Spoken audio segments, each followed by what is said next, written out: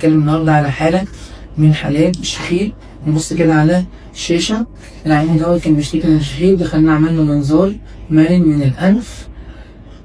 لقينا فيه تضخم في غضاريف الأنف. بعد كده لقينا فيه انسداد على مستوى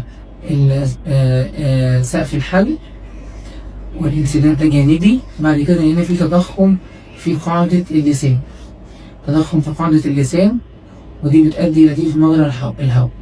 فالموضوع بتاع الشخير وانقطاع التنفس أثناء النوم مش قصة انسداد في الأنف بس، ده بيبقى فيه كذا مستوى من الانسداد. زي في الحالة دي في انسداد على مستوى الأنف، انسداد على مستوى سقف الحلق، انسداد على مستوى قاعدة اللسان.